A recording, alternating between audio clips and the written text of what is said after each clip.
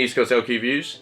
Today we're reviewing Mellow Corn Kentucky Straight Corn Whiskey.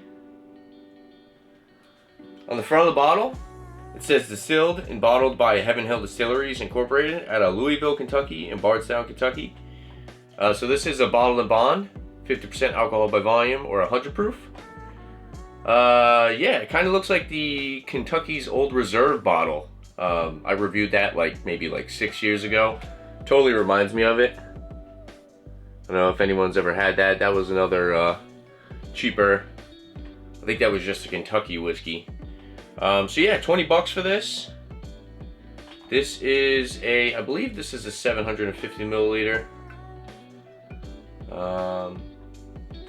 Yeah, I'm pretty sure it's a 750. Doesn't actually say the size of the bottle. Oh no, it does. Yep, 750 milliliter.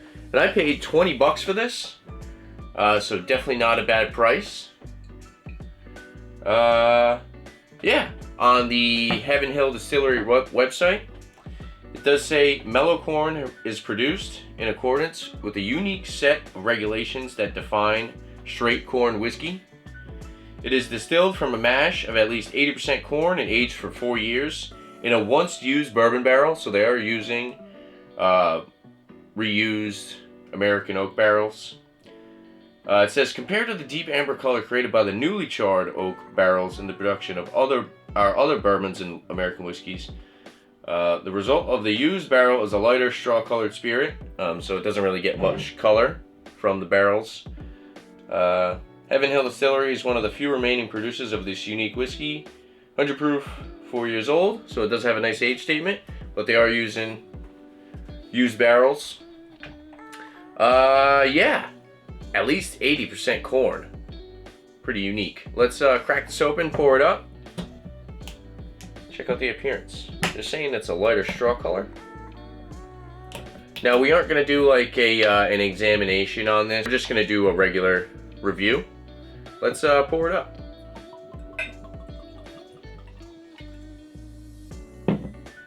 We'll probably hold off on giving this a score at the end and save that for the examination. Alright, color of it, it does look pretty light. I guess you can kind of say straw color. Yeah, kind of like a pale straw color.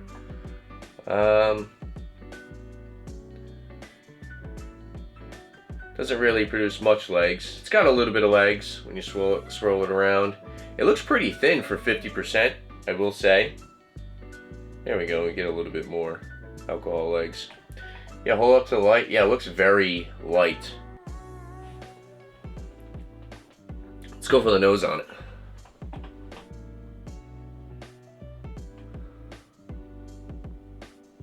Good amount of sweetness. Caramel, vanilla.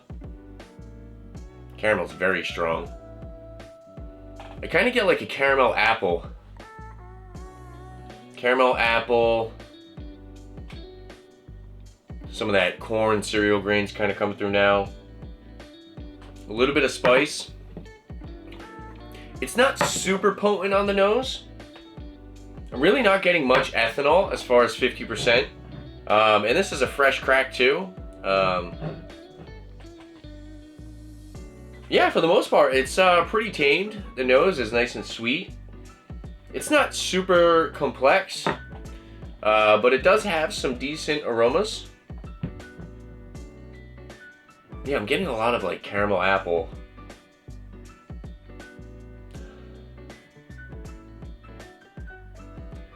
Maybe a little a hint of char.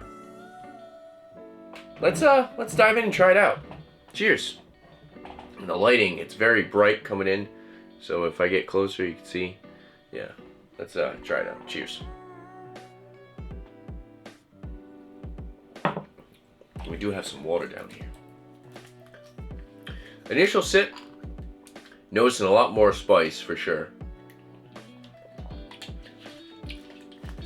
The finish is actually pretty decent. I was expecting kind of a short finish.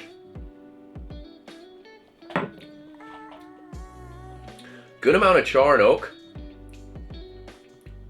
A little bit of raisin. It's actually not super corn cereal grain like I expected it to be.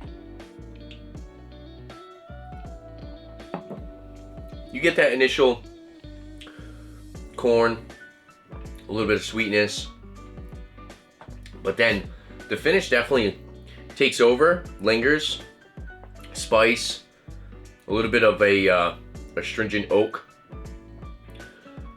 vanilla in between. Kind of getting that fruity, appley thing going on again. This actually isn't that bad. It's actually a decent whiskey.